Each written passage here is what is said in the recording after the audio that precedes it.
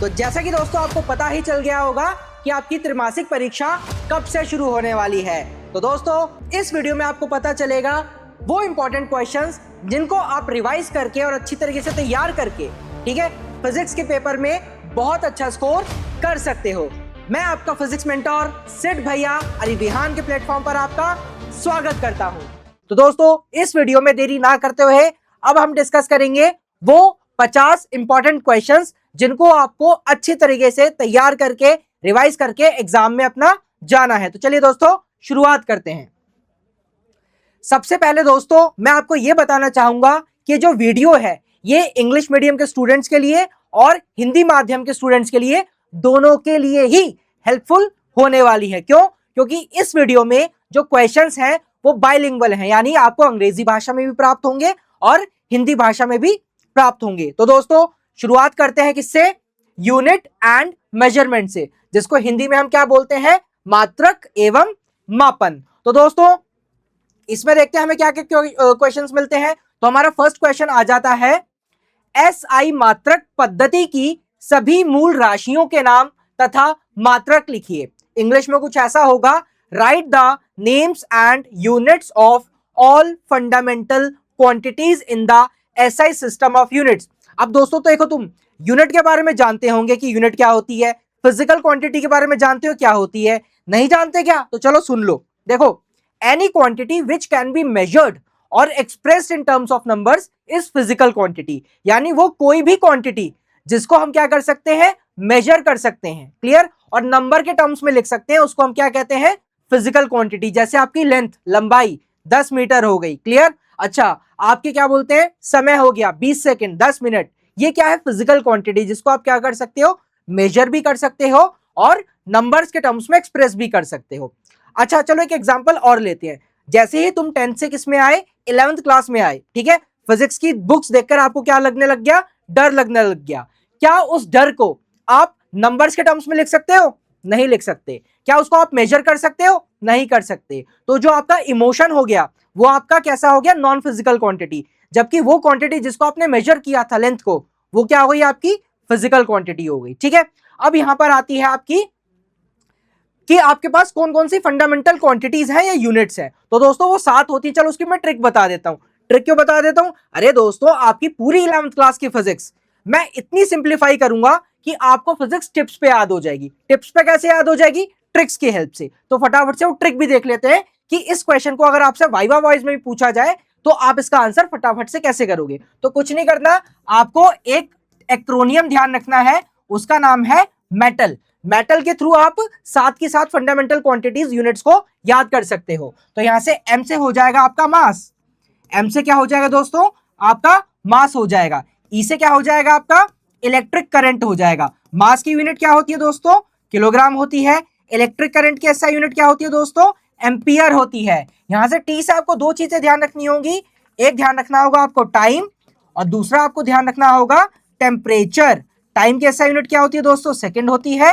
और टेम्परेचर की SI unit क्या होती है दोस्तों? केल्विन होती है।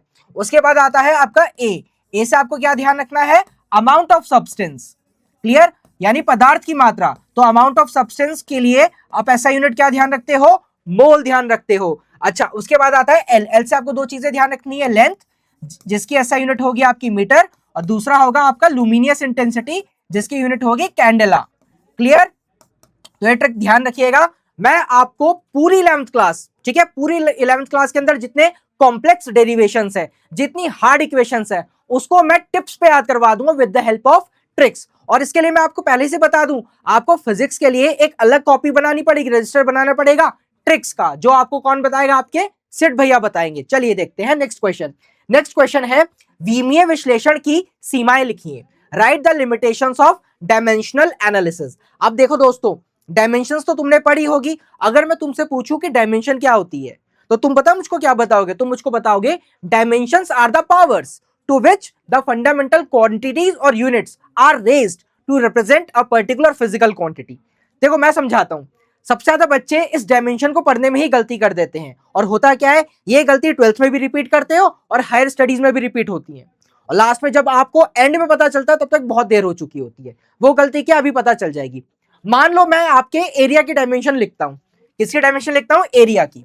मानो मैंने एरिया की डायमेंशन लिखी कुछ इस तरीके से, क्षेत्रफल की मैंने विमा लिखी तो वो मुझे कुछ इस प्रकार से मिली, यानी I wrote the dimension of area. तो अगर मैं आप किसी बच्चे से पूछूं उसको कैसे पढ़ोगे, तो पता है वो बच्चा क्या बोलेगा? M0L2T0। गलत, इसको पढ़ने का तरीका ही गलत है, क्योंकि डायमेंशंस क्या होती हैं बेटा? डायमेंशंस आपकी पावर्स होती हैं, घात होती है वो। तो आप इसको पता है कैसे पढ़ोगे? आप इसको पढ़ोगे dimension of area, it is 0 in mass, it is 2 in length and it is 0 in time. तो ये तरीका होता है डायमेंशन को पढ़ने का। जिस तरीके से तुम आज भी बोलते हो ना 2 1 जा 2, 2 2 जा 4, 2 1 जा नहीं होता, वो होता है 2 1s आर 2, 2 2s आर 4। ये मिस्टेक देखो, ध्यान रखोगे, टेंशन मत लो। आपको प्रगति बैच में, जिसमें आपके सेठ भैया आपको फिजिक्स पढ़ाने वाले हैं, सब चीजें क्या बोलते हैं बेसिक से क्लियर की जाएंगी। नेक्स्ट क्वेश्चन आता है आपका, मूल मात्रक तथा व्युत्पन्न मात्रक में अंतर लिखिए। Right the difference between fundamental units and derived units. Next question आता है, कार्य के मात्रक को मूल मात्रकों के रूप में प्राप्त कीजिए। Obtain the unit of work in terms of fundamental units. चलिए दोस्तों आगे बढ़ते हैं। उसके बाद हमारे पास आता है क्वेश्चन, दाब P, आयतन V तथा ताप T वाली किसी गैस के लिए वॉन्डर वॉल्स समीकरण P जमा A बटे V square V minus B बराबर RT द्वारा दी जाती है। ठीक है, A तथा B की विमाएं ज्ञात कीजिए। The van der Waals equation for a gas with pressure P, volume V and temperature T is given as P plus A by V square into V minus B equals to RT। Find the dimensions of A and B। ये काफी important question है जो exam में numerical की form में तुम्हें मिल ही जाएगा। Clear? अच्छा, नेक्स्ट क्वेश्चन है 6। विमीय विधि द्वारा गति के द्वितीय समीकरण S बराबर ut plus half T square की शुद्धता की जांच कीजिए। Verify the correctness of the second equation of motion S equals to ut plus half T square using the dimensional method. देखो दोस्तों, आपको इस तरीके से, ठीक है, बहुत सारी इक्वेशंस मिलने वाली हैं। क्लियर? लेकिन मैं तुम्हें पहले ही एक हिंट दे देता हूं कि ये इक्वेशन भी मैं आपको ट्रिक से याद करवाऊंगा। कैसे? चलो मैं एक बता देता हूं तुम्हें, बाकी बैच में मिलेगा तुम्हें। तो देखो, इसकी ट्रिक मैंने बना रखी है सूट हैट। क्या ध्यान रखनी है आपको? Suit hat. मान लो किसी के पास सूट भी है, उसके पास हैट है, ठीक है, आई इसमें नेग्लेक्ट कर दो, आई नहीं आ रहा, ठीक है। तो सूट हैट देखो कैसे बन जाएगा। एस आपका हो जाएगा डिस्प्लेसमेंट इक्वल्स टू यू से आपकी इनिशियल वेलोसिटी हो जाएगी, टी से आपका टाइम हो जाएगा, प्लस बीच में आप याद कर लेना एच से हो जाएगा आपका हाफ 1/2 1/2, ए से आपका एक्सेलरेशन हो जाएगा, टी से आपका टाइम हो जाएगा, स्क्वायर आपको याद करना पड़ेगा। क्लियर? अच्छा, इतना तो तुम याद कर ही सकते हो। जब इतनी इक्वेशन में सिंप्लीफाई कर रहा हूं तो छोटा मोटा याद करके भी चला जा सकता है। अब दोस्तों देखते हैं आपका नेक्स्ट क्वेश्चन, सार्थक अंक किसे कहते हैं? What are significant figures. मैं इसको देखो रूल से भी बताऊंगा आपको क्लास के अंदर किसके क्या रूल्स होते हैं। नेक्स्ट क्वेश्चन आता है, t बराबर 2 pi root of L by g की सत्यता शुद्धता की जांच विमीय विधि से कीजिए, जहां t सरल लोलक का आवर्तकाल है, L प्रभावी लंबाई है और g गुरुत्वीय त्वरण है। Check the dimensional correctness of the equation t equals to 2 pi root of L by G, where t is the time period of the simple pendulum, L is the effective length and g is the acceleration due to gravity। Next question आता है, वायु में ध्वनि का वेग माध्यम के प्रत्यास्थता गुणांक और घनत्व पर निर्भर करता है। विमीय विधि का उपयोग करके ध्वनि के वेग का सूत्र व्युत्पन्न कीजिए। नेक्स्ट आता है, the velocity of sound in air depends on the elasticity coefficient and density of the medium. Drive the formula for the velocity of sound using the dimensional method. चलिए देखते हैं इस चैप्टर का अंतिम महत्वपूर्ण प्रश्न कौन सा है। Last important question of this chapter, किसी सरल लोलक का आवर्तकाल t, उसकी प्रभावी लंबाई L तथा गुरुत्वीय त्वरण g पर निर्भर करता है। विमीय विधि का उपयोग करके सरल लोलक के आवर्तकाल का सूत्र व्युत्पन्न कीजिए। The time period t of a simple pendulum depends on its effective length L and gravitational acceleration g। Derive the formula for the time period of the pendulum using the dimensional equation method, जिसका आप answer निकालोगे t equals to 2 pi root of L by g। Clear अच्छी तरीके से? चलिए दोस्तों अब देखते हैं नेक्स्ट चैप्टर में आपके पास क्या क्या इंपॉर्टेंट क्वेश्चंस हैं। तो दोस्तों देखो, जैसे कि आपका आता है motion in a straight line या सरल रेखा में गति। सबसे पहले बात करते हैं कि ये जो आप मोशन पढ़ते हो, मोशन से आप क्या समझते हो। आपने 9th क्लास में पढ़ा था कि motion is defined as the continuous change in position of an object with respect to time. लेकिन बच्चे वो डेफिनेशन 11th क्लास में नहीं चलने वाली। चलो मैं एक एग्जांपल लेता हूं। मान लो मेरे पास ये स्टाइलस है, ठीक है, इसको मैं कुछ इस प्रकार रख देता हूं, रख दिया इसको, तो मैं तुमसे पूछता हूं कि क्या ये स्टाइलस रेस्ट में है या मोशन में है, तो तुम बोल दोगे रेस्ट में है। अरे यार अभी तो मैंने तुमसे पूछा ही नहीं कि किसके फ्रेम ऑफ रेफरेंस में। ठीक है, मान लो कोई पर्सन ए, ठीक है, मान लो तुम हो भाई, चिंटू पिंटू रिंकी पिंकी जो भी है, वो अभी मेरे पास खड़ी हुई है और मैंने पूछा रिंकी या भाई पिंकी या चिंटू या पिंटू ये स्टाइलस रेस्ट में है मोशन में है, तो भाई चिंटू ने बोल दिया कि नहीं ये तो रेस्ट में है, क्यों, क्योंकि अपनी पोजीशन चेंज नहीं कर रहा है। लेकिन मैंने चिंटू को भेज दिया चांद पर, ठीक है, आई प्लेस्ड चिंटू ऑन मून, अब होगा क्या, ठीक है, चिंटू को भाई अर्थ रिवॉल्व करती दिखाई देगी सन के चारों तरफ, चिंटू को अर्थ रोटेट करती दिखाई देगी अपनी एक्सिस पर, तो चिंटू बोलेगा कि मुझे स्टाइलस भी घूमता दिखाई दे रहा है, यानी चिंटू अब मून पर है। तो चिंटू के reference of frame of reference में यही स्टाइलस किसमें है, आपके मोशन में आ गया है। तो इस चैप्टर में हम मोशन को पढ़ेंगे। Motion is defined as the continuous change in position of an object with respect to time and with respect to its frame of reference. Clear, तो इस बैच में आपको बहुत कुछ जानने को मिलेगा। तो चलिए देखते हैं कौन कौन से इंपॉर्टेंट क्वेश्चंस हैं। पहला क्वेश्चन आता है, दूरी और विस्थापन में कोई दो अंतर लिखिए, write two differences between distance and displacement. अब देखो चिंटू की बात आती है, चिंटू भाई ए पॉइंट से बी पॉइंट तक गया, मान लो चिंटू का घर ए पर है और चिंटू का स्कूल बी पर है, तो चिंटू जब भाई सुबह घर से निकला तो सीधे वो कहाँ गया, आपके अपने स्कूल चला गया। क्लियर अच्छी तरीके से। लेकिन चिंटू जब स्कूल से वापस आ रहा है तो वो पहले इधर गया, फिर अपने दूसरे दोस्त के घर गया, फिर किसी के पास गया, फिर ऐसे घूमते घूमते कहाँ गया, वो अपने घर पर वापस आया। यही डिस्टेंस और डिस्प्लेसमेंट है। देखो दोस्तों, दो बिंदुओं के बीच, दो पॉइंट्स के बीच जो स्ट्रेट लाइन होती है वही डिस्प्लेसमेंट होता है, यानी the straight line joining any two points is displacement, या ऐसे भी बोल सकते हो the minimum possible distance between any two points is displacement. लेकिन जो उसने बी से ए तक वापस आने में जो उसने पाथ ट्रैवल किया था, इस पाथ की लेंथ को बोलते हैं डिस्टेंस, यानी the length of the actual path is distance. बाकी बैच के लिए छोड़ देते हैं यार, ठीक है। नेक्स्ट क्वेश्चन है, एक समान त्वरण और परिवर्ती त्वरण को परिभाषित कीजिए, define uniform acceleration and non uniform acceleration. उसके बाद क्वेश्चन आता है, एक समान गति के लिए एक्सटी ग्राफ तथा वीटी ग्राफ का प्रारूप नमूना बनाइए। देखिए, draw the nature of the X T graph and the V T graph for uniform motion. देखो दोस्तों, मैं आपको बैच में ग्राफ को बनाने के तरीके बताऊंगा, रटने के नहीं। देखो आप क्या करते हो, ग्राफ को याद कर लेते हो कि इसका ऐसे होगा, इसका ऐसे होगा, नहीं, मैं आपको रूल्स बताऊंगा। उन रूल्स की हेल्प से आप ग्राफ को खुद ड्रॉ भी कर सकते हो, आपको रट्टा लगाने की जरूरत नहीं पड़ेगी। नेक्स्ट क्वेश्चन आता है, स्थिर तथा गतिमान वस्तुएं क्या है, जैसे कि मैंने मोशन वाला कॉन्सेप्ट बताया था, what are the stationary and moving objects. तो दोस्तों नेक्स्ट आता है आपका, एक विमीय, द्विविमीय तथा त्रिविमीय गति को उदाहरण सहित परिभाषित कीजिए, define one dimensional motion, two dimensional motion and three dimensional motion with examples. बहुत ही सिंपल सा कॉन्सेप्ट है, तीन एक्सेस होती हैं आपके पास, एक्स वाई जेड। क्लियर। अच्छा, अगर तीनों में से एक की वैल्यू चेंज हो वन डायमेंशनल, दो की हो टू डायमेंशनल, तीनों की हो थ्री डायमेंशनल। क्लियर। नेक्स्ट आता है, समाकलन विधि का उपयोग करके गति के द्वितीय समीकरण का निगमन व्युत्पत्ति कीजिए, derive the second equation of motion using the integration method. Okay. फिर क्वेश्चन आता है आपका, किसी वस्तु द्वारा nवें सेकंड में तय की गई दूरी के व्यंजक का निगमन कीजिए, derive the expression for the distance travelled bye N object in the nth second. और ये क्वेश्चन मेरे हिसाब से तो बहुत ही ज्यादा इंपॉर्टेंट है आपकी त्रैमासिक परीक्षा के लिए। फिर आता है आपका नेक्स्ट क्वेश्चन, समान वेग से गतिमान किसी कण की स्थिति समय ग्राफ की प्रवणता ज्ञात कीजिए, यह किस भौतिक राशि को निरूपित करती है। Question is, find the slope of the position time graph for a particle moving with uniform velocity, which physical quantity does it represent. Next is, ग्राफीय विधि का उपयोग करके गति के तीनों समीकरणों को स्थापित कीजिए, establish all three equations of motion using the graphical method.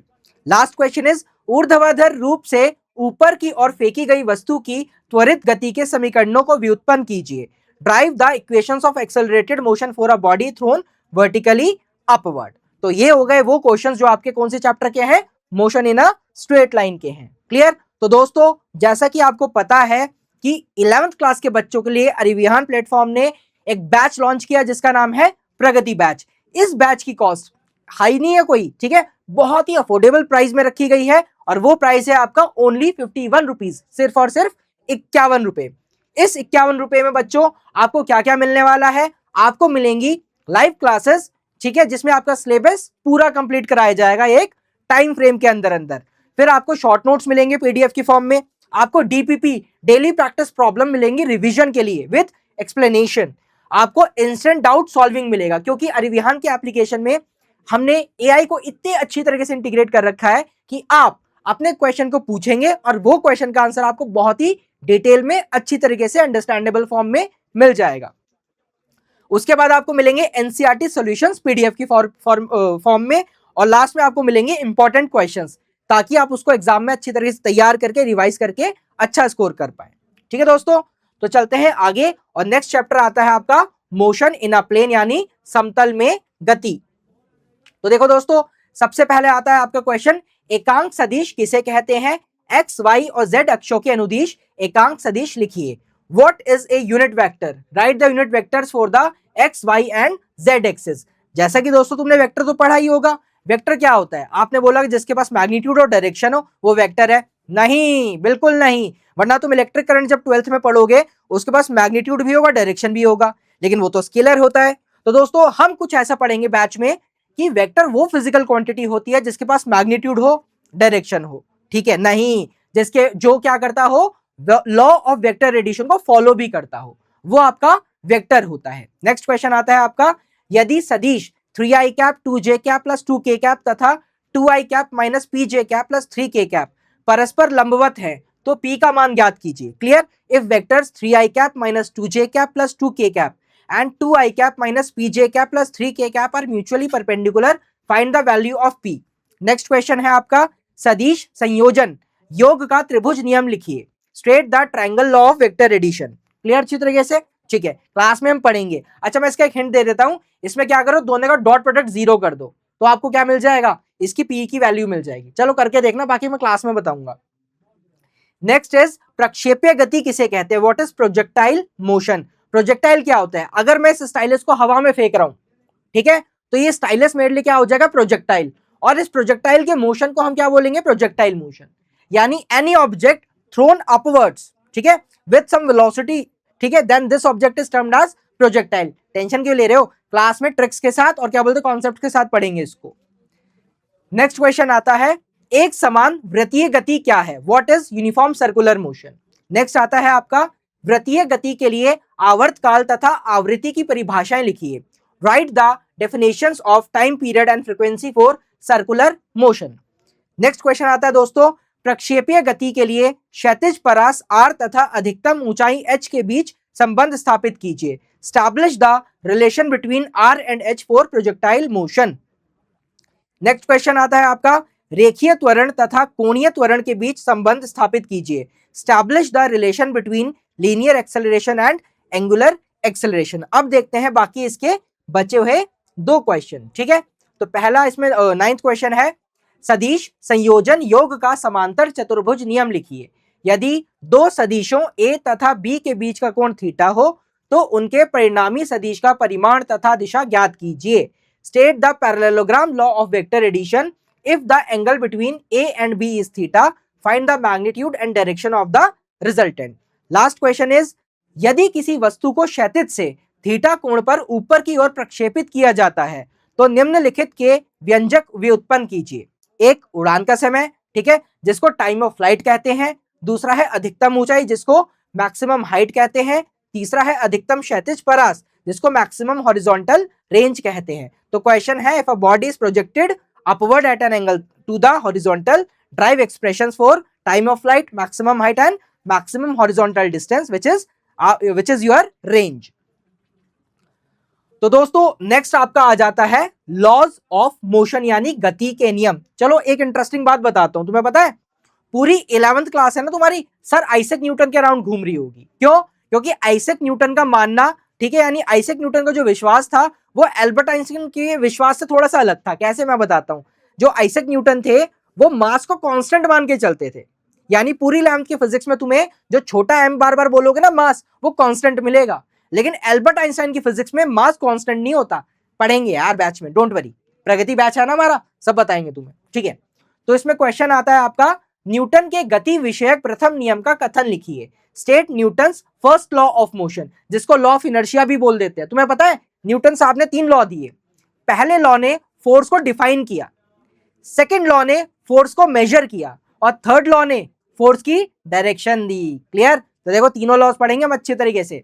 Next आता है आपका, चलती हुई बस के अचानक रुकने पर यात्री का शरीर आगे की ओर क्यों झुक जाता है? Why does a passenger's body lean forward when a moving bus is suddenly stopped? ये देखो इनर्शिया से कुछ रिलेटेड है। क्या तुमने इनर्शिया को डेली लाइफ में देखा है? तो तुम बोलोगे नहीं, बुक में पढ़ रखा है, बुक में बस ये बस वाला एग्जांपल ही देख पाते हैं। क्या तुमने अपनी मम्मी को इनर्शिया का एग्जांपल दिखाते हुए कभी ऑब्जर्व किया है? तो तुम बोल दोगे नहीं। तो सुनो ध्यान से, जब तुम्हारे घर में सुबह सुबह सफाई होने वाली होती है ना, तो तुम्हारी मम्मी क्या करती है, मैट उठाती है, पायदान, ठीक है, रेलिंग पर जाते हैं, उसको इस तरीके से झटकती हैं और सारी धूल उसमें से साफ हो जाती है। क्या है ये? इनर्शिया का तो एग्जांपल है। कैसे? चलो मैं समझा ही देता हूं। इनर्शिया क्या होती है? Inertia is defined as the natural tendency of an object, ठीक है, due to which an object at rest remain in the state of rest and an object in motion, ठीक है, will remain in the state of motion along a straight line. Simple समझो यार, एक object rest में है तो rest में रहेगा, एक ऑब्जेक्ट मोशन में है तो मोशन में रहेगा। यही इनर्शिया का कॉन्सेप्ट है। कब तक? जब तक उस पर फोर्स नहीं लगाई जाए। तो जो आपका मैट था, उस पे जो डस्ट पार्टिकल्स थे वो रेस्ट पे थे, लेकिन जैसे ही आपकी मम्मी ने उसको झटका तो उस मैट का सरफेस मोशन में आ गया। लेकिन डस्ट पार्टिकल्स किस में रहना चाहते हैं? रेस्ट में ही रहना चाहते हैं, क्योंकि पहले भी रेस्ट पे थे। तो वो क्या कर लेंगे, खुद को उस मैट से डिटैच कर लेंगे, अलग कर लेंगे। हो गया। अच्छा, तुमने घोड़े वाला एग्जाम्पल देखा है कि हॉर्स राइडर भाई घोड़े पे हॉर्स राइडिंग कर रहा है, तो हॉर्स राइडिंग करते करते अचानक से घोड़ा रुका तो वो आगे की तरफ गिर गया, ठीक है भाई। चलो यार क्लास में पढ़ेंगे ना, क्यों टेंशन ले रहे हो। नेक्स्ट आता है, आवेग संवेग में परिवर्तन के बराबर होता है, सिद्ध कीजिए। Prove that impulse equals change in momentum. तुमने देखा है कि कांच का, क्रॉकरी का सामान भूसे में भाई कागज के टुकड़ों के बीच रख के लाया जाता है, ठीक है। इसको पढ़ेंगे ऐसा क्यों होता है, ठीक है, इंपल्स वगैरह की वजह से होता है ये सब कुछ। नेक्स्ट क्वेश्चन है, संवेग संरक्षण के नियम का उपयोग करते हुए बंदूक के प्रतिक्षेप वेग के व्यंजक का निगमन कीजिए। Derive the expression for the required velocity of a gun using the law of conservation of momentum. ये मोमेंटम हमें बहुत परेशान करेगा। The total quantity of motion contained in a body is momentum. बहुत दुखी करेगा हमें, ठीक है, टेंशन मत लो, दुखी नहीं होने दूंगा तुम्हें। नेक्स्ट इज, सीमांत घर्षण किसे कहते हैं? What is limiting friction. Next आता है, सर्पी घर्षण तथा लोटनिक घर्षण के बीच अंतर लिखिए। Right the differences between sliding friction and rolling friction. Next आता है आपका, न्यूटन के गति विषयक द्वितीय नियम का कथन लिखिए तथा सिद्ध कीजिए F बराबर ma, फादर इक्वल्स टू माँ, माँ बाप बराबर। State Newton's second law of motion and prove that F equals to ma। Next आता है दोस्तों, वृत्ताकार मोड़ पर सड़क को बंकित ढालू क्यों बनाया जाता है, समझाइए। Why is the road banked at a circular turn? Explain। ये जो आपकी फिजिक्स है ना, सारी की सारी हम क्या करेंगे, डेली लाइफ से जोड़ते हुए पढ़ेंगे कि भाई रोड बैंक्ड क्यों है। जब हम ब्रिज को देखते हैं तो ब्रिज का बेस आई शेप में क्यों बनाया जाता है, व्हीकल इस तरीके से ओवरटेक क्यों करता है, हमें क्यों ट्रेन में जाने पर पेड़ पीछे जाते हुए दिखाई देते हैं। ये सारी चीजें हम फिजिक्स को तब समझ पाएंगे जब हम फिजिक्स को रिलेट करेंगे। रट्टा लगाना फिजिक्स को समझना नहीं होता। क्लियर? तो प्रगति बैच में ऐसा कुछ नहीं होने वाला, बहुत अच्छी तरीके से पढ़ने वाले हैं। नेक्स्ट क्वेश्चन है, समतल वृत्ताकार सड़क पर गतिमान कार की अधिकतम सुरक्षित चाल के सूत्र का निगमन कीजिए। Derive the formula for the maximum safe speed of a car moving in a circle on a flat road. फिर आता है, बंकित वृत्ताकार सड़क पर गतिमान कार की अधिकतम सुरक्षित चाल मैक्सिमम सेफ स्पीड के सूत्र का निगमन कीजिए। Derive the formula for the maximum safe speed of a car moving in a circle on a banked road. तो दोस्तों अब आता है हमारा अंतिम अध्याय यानी last chapter, work, energy and power, कार्य, ऊर्जा और शक्ति। ये जो कार्य है आपके घर वाला कार्य नहीं है, ये फिजिक्स वाला कार्य है कि आज तो मैंने झाड़ू लगा दी, घर में कार्य किया, फिजिक्स उसे नहीं मानेगा। क्लियर अच्छी तरीके से? तो ध्यान से समझ लेना इसको। पहला आता है क्वेश्चन, ऊर्जा संरक्षण का नियम बताइए। State the law of conservation of energy. Clear अच्छी तरीके से? नेक्स्ट आता है, शून्य कार्य क्या है? What is zero work. जब भाई फोर्स और डिस्प्लेसमेंट के बीच 90 डिग्री का एंगल बन जाएगा, आपका डिस्प्लेसमेंट जीरो हो जाएगा। क्लियर अच्छी तरीके से? अच्छा, एक और चीज बताता हूं, जब हम किसी ऑब्जेक्ट पे फोर्स लगाते हैं, मान लो हम किसी ऑब्जेक्ट पे फोर्स लगाते हैं तो डिस्प्लेसमेंट हो जाता है। किसका डिस्प्लेसमेंट हो जाता है? बॉडी का हो जाता है? गलत। किसका डिस्प्लेसमेंट होता है? Point of application of force का। किसका डिस्प्लेसमेंट होता है दोस्तों? Point of application of force का। ये ऐसे ऐसे बेसिक कॉन्सेप्ट बताऊंगा मैं आपको, आपके फिजिक्स बहुत ही अच्छी तरीके से तैयार हो जाएगी। सिर्फ आपके 12th और 11th के लिए नहीं, बल्कि आपके जो आप एंट्रेंस एग्जाम दोगे IIT JEE या नीट के या NDA का दोगे, एयरफोर्स X5 ग्रुप का दोगे, उस तक के लिए आपकी फिजिक्स बहुत अच्छी तरीके से तैयार हो जाएगी। क्यों? क्योंकि जो 11th की फिजिक्स है वो आगे की फिजिक्स का बेस होती है। नेक्स्ट क्वेश्चन है, शक्ति को परिभाषित कीजिए, विद्युत ऊर्जा की खपत उपभोग का मात्रक लिखिए। Define power, right the unit of electrical energy consumption kWh। ठीक है। नेक्स्ट क्वेश्चन है, प्रत्यास्थ तथा अप्रत्यास्थ संघट टक्कर में अंतर लिखिए। Right the difference between elastic and inelastic collision. ठीक है। नेक्स्ट आता है, संरक्षी कंजर्वेटिव तथा असंरक्षी नॉन कंजर्वेटिव बलों के बीच अंतर लिखिए। Right the differences between conservative and non conservative force. Conservative force क्या होती है आपकी? पाथ इंडिपेंडेंट, जबकि non conservative force path dependent, जैसे फ्रिक्शन, विस्कोसिटी और बाकी के लिए क्लास में आना ना। ठीक है। नेक्स्ट क्वेश्चन, किसी गतिमान वस्तु के संवेग और गतिज ऊर्जा के बीच संबंध स्थापित कीजिए। Establish the relation between the momentum and kinetic energy of a moving object. Next आता है आपका, शक्ति के लिए सूत्र P बराबर F.V का निगमन कीजिए। Derive the formula P equals to F.V for power. Next question है, यदि बल F बराबर यानी F equals to 3i cap plus 4j cap plus 5k cap तथा विस्थापन यानी displacement 3i cap plus 4j cap minus 3k cap हो, तो किए गए कार्य की गणना कीजिए, यानी calculate the work done for this force and displacement. Last दो क्वेश्चंस देखते हैं दोस्तों। गतिज ऊर्जा क्या है, इसके व्यंजक का निगमन कीजिए। What is kinetic energy, drive its expression. और लास्ट सबसे इंपॉर्टेंट क्वेश्चन है, कार्य ऊर्जा प्रमेय का कथन लिखिए तथा इसे सिद्ध कीजिए। State and prove the work energy theorem. चलो एक आखिरी ट्रिक बताऊं, हालांकि ट्रिक का तो मैं अलग रजिस्टर बनवाने वाला हूं तुम्हें, ठीक है, लेकिन एक चलो याद रखो, तुम भी क्या याद रखोगे, सिड भैया ने क्या क्या बता दिया। जब भी वर्क एनर्जी थ्योरम की बात आए तो एक ट्रिक दिमाग में ले आना, वेग।